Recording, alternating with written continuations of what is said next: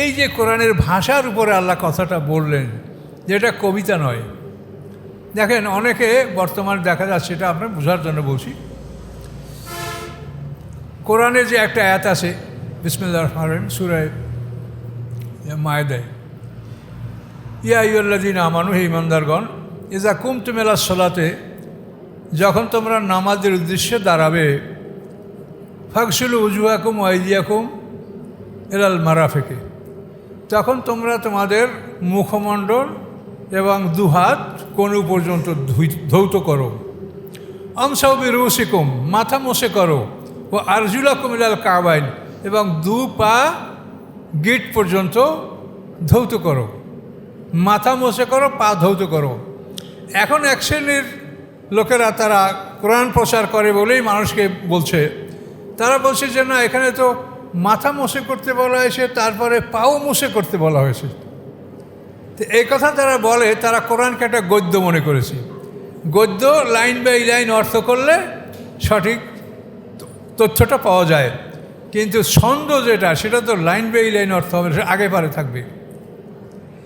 এখানে কথাটা হলো, কোরআনে আল্লাহ ভাবে বলেছেন ফাগসিলু উজু হাকুম, দেখেন হায়ের উপরে জবর আসে, ফাগসিলু উজু হাকুম ও আইদিয়াকুম, এই আইদিয়া ইয়ের উপরে জবর আসে। ও আরজুলাকুম, এই পা, এখানেও লামের উপরে জবর আসে। তো উজু হাকুম, আইদিয়াকুম, আরজুলাকুম, এই তিনটে হলো একসাথে, আর মাঝখানে হলো মোছে করা। কিন্তু আল্লাহ বলার সময় সিরিয়ালি বলে গেছে, চেহারা ধৌত করো, হাত ধৌত করো, মাথা মোছে করো, পা ধৌত করো। কিন্তু ওনারা এটাকে গদ্য মনে করছে, যে এই লাইন বাই লাইন তর্জমা করলে এটা হয়ে যাবে। কিন্তু কোরআনের এইটা গ্রামার, যে ফাগসিলু উজু হাকুম, এই হায় জবর, ও আইদিয়াকুম, ইয়ে জবর, ও আরজুলাকুম, ওখানে আরজুলাই পা, এখানেও জবর, এই তিনটে হলো একসাথে। আমসাউ বিরুসিকুম, এটা হলো মাঝে, এটা আমলটা মাঝে, তারপরে পাও ধোয়া। কিন্তু ওনারা বলছেন কি, এ একেবারে কোরআনে মাথা মোছে করতে বলছে আর পাও মোছে করতে বলছে, কোরআন প্রচার করেন।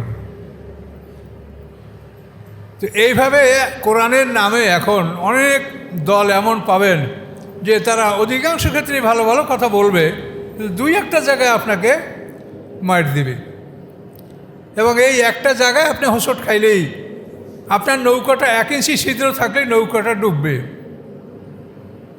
আপনি একটু জায়গায় হোঁচট খেলেই উদ্খুলু ফিসিল মে কাফা, কাজে এই হোঁচট যেন আপনারা না খান। একদল কোরআন প্রচার করে, তারা বলছে যে হাজারে আসওয়াদ এটা অস্বাস্থ্যকর, এ চুম্বন করবে, ও চুম্বন করবে, এটা কি, এটা ঠিক না। অথচ আদম আলাইহিস সালাম হইতে মুহাম্মদ সাল্লাল্লাহু আলাইহি ওয়াসাল্লাম পর্যন্ত পৃথিবীতে সমস্ত নবী রসুল এই হাজারে আসওয়াদ চুম্বন করেছেন, এবং সমস্ত উম্মত পৃথিবীর হাজারে চুম্বন করেছেন। ওনারা কোরআন প্রচার করে আর বলে হাজারে আসওয়াদ স্বাস্থ্যকর না, এটা হতে পারে না, নাউজুবিল্লাহ। দেখেন, কাজে আপনারা কারো মিষ্টি কথায় ভুলবেন না। আপনাদেরকে আমরা সতর্ক করতে পারবো, ফিরাতে পারবো না, আর ফিরানো আমাদের দায়িত্বও না। আমাদের দায়িত্ব হলো প্রচার করে দেওয়া। কাজে আপনারা হোঁচট খাবেন না। এই নূতন নূতন যারা এইভাবে কথা বলে, আকর্ষণীয় কথা বলে, মানুষের কোরআন থেকে বলছে, কিন্তু কোরআন থেকে বলছে, কিন্তু ফাঁকে আপনাদেরকে মাইট দিয়ে যাচ্ছে। এই হেজিয়াত এমন এক পাথর, যে ইব্রাহিম আলাইহিস সালাম যখন কাবাঘর নির্মাণ করেছেন, নূহ আলাইহিস সালামের বন্যার পরে ইব্রাহিম আলাইহিস সালাম পর্যন্ত এই অঞ্চলে কোনো লোক ছিল না, কাবাঘর ছিল না, হজ হয় নাই, তওয়াফ হয় নাই। কিন্তু ইব্রাহিম আলাইহিস সালাম এই নূহ আলাইহিস সালাম থেকে 10 পুরুষ পরে ইব্রাহিম আলাইহিস সালাম আসলেন, কাবাঘর নির্মাণ করলেন। তখন তিনি এই হাজারে আসওয়াদটা কোথায় পেলেন? এই হাজারে আসওয়াদ আবু কুবাইস পাহাড়ে লুকায়িত ছিল, জিবরিল আমিন আল্লাহর হুকুমে সেখানে লুকিয়ে রেখেছিলেন। এবং ইব্রাহিম আলাইহিস সালাম যখন কাবাঘর নির্মাণ করে এই মাজা বরাবর উঁচু হলো, তখন তিনি ইসমাইল আলাইহিস সালামকে বললেন যে এইখানের পাথর কোথায়, নিয়ে আসো। ইসমাইল আলাইহিস সালাম পাথর খুঁজতে গেলেন, আর জিবরিল আমিন আইসা হাজারে আসওয়াদ তাকে দিয়ে দিলেন, যে এই আল্লাহ আমাকে আদেশ দিয়েছে, এটা আবু কুবাইস পাহাড়ে ছিল, এটা আপনি এখানে স্থাপন করেন। ইসমাইল আলাইহিস সালাম একটা পাথর নিয়ে আসলেন। তো ইব্রাহিম আলাইহিস সালাম বলছে, বাবা এখানের পাথর আমি আগেই পেয়ে গেছি। এই ইসমাইল আলাইহিস সালাম যে পাথরটা নিয়ে আসলেন, এটার নাম হলো হাজারে ইসমাইল। এইটা কাবাঘরের এই প্রান্তে বাইরে এটা পোতা আছে মাতাফের মধ্যে। আর হাজারে আসওয়াদ হারিয়ে গেছিল, একবার শিয়াদের একটা চরমপন্থীরা ওই হাজার চুরি করে জোর করে নিয়েছিল, তারা আবার পরে ফেরত দিয়েছে। এটাকে রাখতে পারে নাই কেউ, যথাস্থানে সে আবার আসছে। এরা হেজরাতার সম্বন্ধে মন্তব্য করছে যে এটা অস্বাস্থ্যকর, কোরআন প্রচার করে। এভাবে বহুবিধ কথা আমি তো শুনি না, কিন্তু আমার কাছে যেগুলো প্রশ্ন আসে তার মধ্যে আমি এগুলো অনেক কিছু দেখতে পাচ্ছি। কুকুর মারাকে তারা অবৈধ মনে করে। তারা দলিল দেয় যে আসহাবে কাহফের কুকুর ছিল, তারপরে শিকারী কুকুরের কথা কোরআনে বলা আছে, তো থাকবেই। মানুষের কল্যাণের জন্য আপনি বাঘ পুষে যদি তার দ্বারা আত্মরক্ষা করতে পারেন, পাহারার ব্যবস্থা করতে আপনি করেন। বাঘ, কুকুর, বিড়াল এগুলি তো একটাও হালাল না, সবই তো হারাম প্রাণী। তো এগুলি দ্বারা যদি আপনার কোনো প্রয়োজন আপনি মেটাতে পারেন তো আপনি করেন। কুকুর দ্বারা তো অনেক কাজ করা যায়। ব্লাড হাউন্ড নামক এক ধরনের কুকুর আছে, তারা অনেক জ্ঞানী এবং অনেক কিছু বোঝে। তাদের দ্বারা এই বোমা শনাক্ত করা, কোনখানে লুকাই টুকি আছে, এগুলো কুকুরের শনাক্ত করতে পারে। কাজে যে কুকুরগুলি আপনি কাজে লাগবে সেগুলিকে আপনি পোষেন, খাদ্যদান করেন, তাদেরকে যথাযথ যত্ন করেন। কিন্তু এই যে রাস্তার কুকুর, এগুলি সংরক্ষণ করার কথা আপনাকে কে বলেছে? আল্লাহ রসুল যে কুকুর হত্যা করতে বলেছেন সেগুলি এই রাস্তায় চলাফেরার কুকুর, যেগুলি পথঘাট নষ্ট করে, রাস্তাঘাট ময়লা করে, এখানে সেখানে পায়খানা করে, এগুলি সম্পর্কে আল্লাহ রসুল বলেছে যে এগুলি হত্যা করো। কিন্তু যে কুকুরগুলি তোমরা পুষবে সেগুলি তোমরা পোষো এবং তোমরা খাদ্যদান করো, এবং সেগুলি দ্বারা তোমরা সেবা যদি গ্রহণ করতে সক্ষম হও তো করো। তো কোরআনের সব কিছুই বলা আছে, কিন্তু কোরআনের নামে আমাদের সমাজে এরকম পার্টি অনেক আসবে। যেহেতু এটা হলো এমন একটা সময় যে কিয়ামতের খুব নিকটবর্তী সময় আমরা অবস্থান করছি, আমাদের ঈমান রাখা দায়। আমাদেরকে একদিন এসে খোঁচা মারবে, নামাজ একদিন পড়ছেন হয় নাই, আপনি ঘামড়ে হয়ে যাবেন যে একদিন নামাজ পড়লাম হইল না, তো কেমন হলো? কিন্তু আসলে কিছু নেই, শয়তানি ওয়াসওয়াসা। নামাজ হবে না কেন? রাসূলের নামাজ, সাহাবীদের নামাজ, এটা তো আমরা পড়ছি, এটা হবে না কেন? রাসূল সাল্লাল্লাহু আলাইহি ওয়াসাল্লাম 5 ওয়াক্ত নামাজ পড়েছেন, সাহাবীরা তার পিছনে 5 ওয়াক্ত নামাজ পড়ছে। কি ভুল হওয়ার সম্ভাবনা আছে?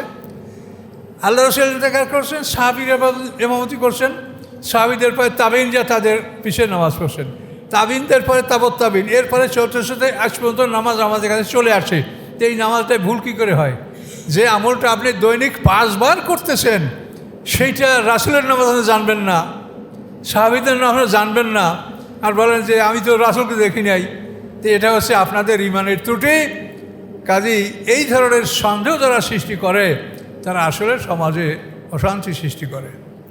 জেনে রাখবেন, নবী রাসূলদের জীবন চরিত্র এটা হেফাজত করার দায়িত্ব আল্লাহর। কোরআনে বহুবার এই কথা আল্লাহ বলছেন, ও তারাকনা আলাইহি ফিল আখিরিন, যে আমি নবী রাসূলদের সুনাম শিক্ষাটি তাদের আমল পরবর্তীদের মধ্যে আমি বজায় রেখেছি। ডাইরেক্ট কোরআনে, ও তারাকনা আলাইহি ফিল আখিরিন। পয়গম্বররা দোয়া করেন, ওয়াজআলি লিসানা সিদকিন ফিল আখিরিন, হে আল্লাহ আমার সত্য বিবরণ পরবর্তীদের মধ্যে আপনি বহাল রাখুন। ওয়াজআলি করুন আমার লিসানা সিদকিন, সত্য জীব অর্থ কি? মানে আমার ব্যাপারে সত্য বিবরণ এটা পরবর্তীদের মধ্যে আপনি বহাল রাখুন। এই আয়াতগুলি কোরআনে আছে, আর আপনি বলেন নবীর জীবনী আমি কেমনে জানবো? তো নবী কী করছে আপনি কেমনে জানবো? কেমনে জানবেন সেটা আপনি জানেন, আমরা জানি না। আমরা জানি যে নবী রাসূলদের জীবন চরিত্র এটা কোরআনে বর্ণনা করা আছে এবং পৃথিবীতে এটা বিরাজমান, এগুলি সহি, এর মধ্যে কোনো ব্যবধান নাই, ভুল নাই। তো সম্মানিত শুধু এই বিষয়গুলি থেকে আপনারা সতর্ক থাকবেন। অনেকগুলি বিষয় আছে। আপনাদেরকে যদি বলা হয় যে এই ইমাম মেহেদী অমুক দেশে জন্মগ্রহণ করছে, আপনারা লাখ লাখ মানুষ সেখানে ভিড় জমাবেন, ইমাম মেহেদী কোথায় জন্মগ্রহণ করছে, কী হয়েছে এটা আমরা জানতে চেষ্টা করবেন না? কিন্তু আসলে এটা কি ঠিক? ইমাম মাহদী যদি এমন একটা ইম্পর্ট্যান্ট বস্তু হতো তাহলে এটা কোরআনে আসবে। আমি যেমন এর আগে আপনাদেরকে বলছি যে দাজ্জাল সম্পর্কে কোরআনে নাই। দাজ্জাল সম্পর্কে যদি বর্ণনা করা খুব জরুরি হতো আল্লাহ কোরআনে বলতেন। কিন্তু আপনার যে সবচাইতে বড় শত্রু হলো শয়তান, এই শয়তানের নামটা কোরআন শরীফে ৮৬ বার আল্লাহ বলেছেন, আর দাজ্জালের নাম একবারও বলেন নাই। তাহলে আপনার দাজ্জাল বড় শত্রু না শয়তান বড় শত্রু বলেন? আল্লাহর কথায় যদি আপনার মন না ভরে তা কিসে আপনার মন ভরবে? আল্লাহ বলছেন যে শয়তান ইন্নাহুলুকু আদুব্বুম মুবিন, এই যে পাতায় পাতায় শয়তানের কথা শুনছেন, ৮৬ বার কোরআনে শয়তানের কথা বলা হয়েছে, কিন্তু দজ্জালের কথা একবারও বলা হয় নাই। কাজে দজ্জালের চাইতে আপনার বড় শত্রু শয়তান, যে সবচেয়ে আপনার সাথে আছে, আল্লাহ শয়তানের কথা বলেছেন। আবার আপনারা মাহাদি এক শ্রেণীর ট্র্যাডিশনাল বক্তা আছে, তারা মাহাদির নাম করিয়া ওয়াজ সারে আর সবাই ঝুঁকে পড়ে ইমাম মাহাদি। কিন্তু ইমাম মাহাদি কোরআনে নাই। কেন নাই? পৃথিবীকে সর্বশ্রেষ্ঠ মাহাদি হচ্ছেন আমাদের নবী মুহাম্মদ রাসূলুল্লাহ সাল্লাল্লাহু আলাইহি ওয়াসাল্লাম। কোনো সন্দেহ আছে? এই যে ইয়াসিন সূরা, এটি কি পড়েছেন? ইয়াসিন আল কোরআনুল হাকিম, কোরআনে হাকিমের কসম, ইন্নাকা লামিনাল মুরসালিন, হে রাসূল আপনি রাসূলদের অন্তর্ভুক্ত, হে মুহাম্মদ সাহেব আপনি লামিনাল মুরসালিন, আপনি রাসূলদের অন্তর্ভুক্ত। আল্লাহ সিরাতে মুস্তাকিম, আপনি সঠিক পথে প্রতিষ্ঠিত আছেন। যারা সঠিক পথে প্রতিষ্ঠিত তারাই তো মাহাদি। আপনারা মাহাদির জন্য কোরআনে খোঁজেন, অসংখ্য হাদিস খোঁজেন। আপনারা বলুন যে মুহাম্মদ সাল্লাল্লাহু আলাইহি ওয়াসাল্লামের সমকক্ষ কোনো লোক পৃথিবীতে আর আসবে? খোলাফায়ে রাশিদিনের সমকক্ষ কোনো লোক আসবে পৃথিবীতে? তো এই মাহাদিদের কথা আপনারা শুনছেন না, নতুন মাহাদির কথা কি শুনবেন আপনারা? নতুন যে মাহাদি আসবে সে যদি আসে, হাদিসে আসতে পারে, তার সে কি এই কোরআনের বাইরে অন্য কিছু তার কাছে থাকবে? সে কি নতুন কোনো বই নিয়ে আসবে আপনাদের কাছে যে এইটা আল্লাহ আমাকে দিয়েছে? তাহলে মাহাদির কথায় আপনারা খুব উৎসুক কেন?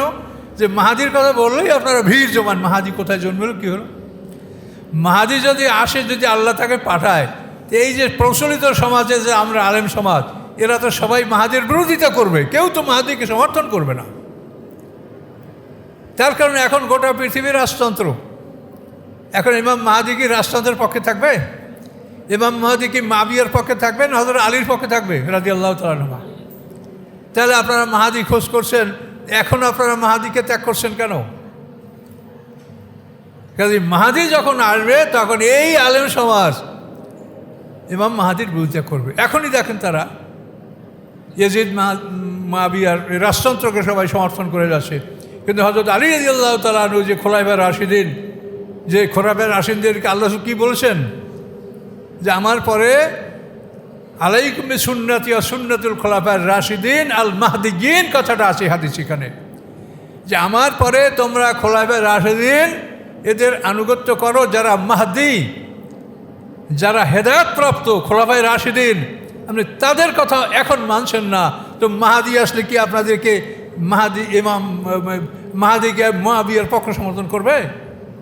তো মাহাদি আসলে তো আপনারা বিরোধিতাই করবেন তার। রাসূল সাল্লাল্লাহু আলাইহি ওয়াসাল্লাম যখন আসে তখন বিরোধিতা কারা করেছে? সমাজের সমস্ত ইহুদি খ্রিস্টান আলেমরা তার বিরোধিতা করেছে।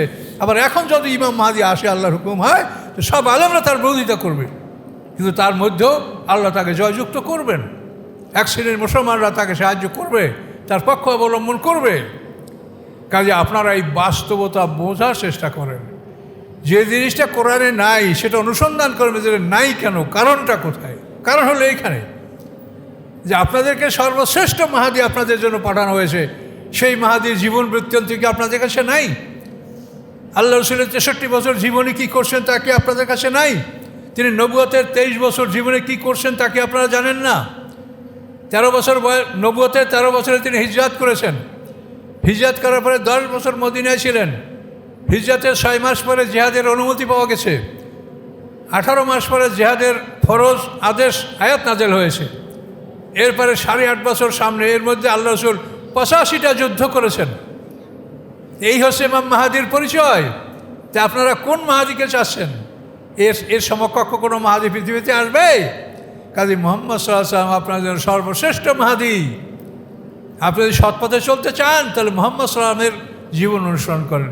এই জন্য আপনাদেরকে আমি বহুবার অনুরোধ করেছি যে আপনারা কোরআন পড়েন, রাসূলের জীবনী পড়েন, অত কিছু পড়তে হবে না। আপনি এই দুইটা আয়াত করার পরে যদি আপনার ব্রেনে যদি ক্যাপাসিটি থাকে আরও লোড করতে পারেন, এই দুইটা আগে আয়াত করে বাকিটা লোড করেন, তার আগে না। তাহলে আপনি বুঝতে পারবেন যে কোথায় কোথায় আপনার অভাব আছে। কাজে এই জন্য আমরা কিন্তু নূতন কিছু হলেই সেদিকে আমরা আগ্রহ আমাদের বাড়ে এবং আমরা ঝুঁকে পড়ি। কিন্তু ইমাম মাহাদি নূতন কিছু না, তিনি নূতন কোনো দিন নিয়ে আসবেন না। ঈসা আলাইহিস সালাম এই কোরআনের প্রচার তিনি করবেন, অন্য কিছু নিয়ে আসবেন না। কাজে কোরআন তো আপনাদের কাছে আছে, রাসূল সাল্লাল্লাহু আলাইহি ওয়াসাল্লামের জীবন আদর্শ তো আপনাদের কাছে আছে, সব কিছু আছে। যে আল্লাহ রসুল তার জীবনে 85টা যুদ্ধ পরিচালনা করেছেন, 27টা যুদ্ধে আল্লাহ রসুল নিজে সেনাপতির দায়িত্ব পালন করেছেন, এগুলি সব আপনারা জানেন। তার জীবনে তিনি কত ক্ষত বিক্ষত হয়েছেন, তার দান শহীদ হয়েছে, তার তলোয়ারের আঘাতে চোখের নিচে এখানে হাড্ডির মধ্যে লোহার কড়া ঢুকেছে, তলোয়ারের আঘাতে কাঁধের উপরে তিনি এত ব্যথা পেয়েছেন, লৌহবর্মা পরা ছিল, 1 মাস পর্যন্ত আল্লাহ রসুল ব্যথা ভোগ করেছেন। তিনি কত কষ্ট জীবনে করেছেন। আপনি তো মাহাদি দেখতে পাচ্ছেন যে এই হলো শ্রেষ্ঠ মাহাদি। কোন মাহাদিকে আপনারা খোঁজ করছেন? এখন এই জন্য ভাবেন যে মাহাদির নাম কোরআনে আসে নাই কেন? কি আসবে কোরআন? এর সেই যে বড় কিছু আছে যে সেটা আসবে, নতুন কিছু নিয়ে আসবে মাহাদি? কাজে এই কোরআনই আপনাদের জন্য, আর রাসূলের জীবনী আপনাদের জন্য। তো এই জন্য আপনাদেরকে অনুরোধ করব, পৃথিবী এখন অত্যন্ত সংকটময়, মানুষেরা নানান দিক থেকে নানান কথা বলে, এবং কেউ যখন কোরআন থেকে কথা বলতে লাগে তখন আপনারা মনে করেন যে এই লোকটা তো ভালোই বলছে। হ্যাঁ, ঠিক ভালোই বলছে, কিন্তু ওর মাঝে এমন কিছু আছে যেখানে আপনার তালা কাটা দিচ্ছে, আপনার বাঁধ কেটে দিচ্ছে, বন্ধন কেটে দিচ্ছে। কাজে এই জন্য খুব সতর্ক হতে হবে। কেউ ডাকলেই সেদিকে যাবেন না, আপনি আগে নিজে নিশ্চিত হবেন যে আমাকে সে কোথায় ডাকছে, কোন দিকে ডাকছে। তো এই জন্য আমি আপনাদেরকে 2টা পর্বে এই কথাগুলি আমি বললাম যে দাজ্জালের নাম কেন কোরআনে আসে নাই, মাহাদির নাম কেন কোরআনে আসে নাই। কোরআনে যেটা জরুরি, অতীব জরুরি, সেগুলি আল্লাহ তাআলা অবশ্যই আল্লাহ কোরআনের মধ্যে দিয়েছেন। তো আমরা এখানে লাইয়ুনযিরা মান কানা হাইয়া অর্থাৎ জীবিত, যারা ঈমানদার তারা জীবিত, আর যারা কাফের তাদেরকে মৃত বলা হয়েছে। ইন্নাকা লা তুসমিউল মাউতা, আল্লাহ কোরআনে বলেন, হে রাসূল আপনি মৃতকে শোনাতে পারেন না। এই মৃত কারা? কাফের। ইজা ওয়াল্লাউ মুদবিরিন, যখন এই মৃতরা পিঠ দেখিয়ে ফিরে যায় তখন আপনি মৃতকে পথ দেখাতে পারেন না। তা আল্লাহ বলছেন মৃত, আবার বলছেন পিঠ দেখিয়ে চলে যায়, তাহলে মরা মানুষ হাঁটে। তো মরা মানুষ হাঁটে এরা কারা? কাফের। বুঝতে পারছেন? কাজেই কাফেরদেরকে মৃত বলা হয়েছে, আর মোমেনরা জীবিত। জীবিত হওয়ার কারণ হলো মোমেনদের মধ্যে 2টা রূহ থাকবে। একটা রূহ যেটা আমাদেরকে বেঁচে থাকার জন্য একটা প্রাণ, আর 2 নম্বর রূহ হলো এই কোরআন।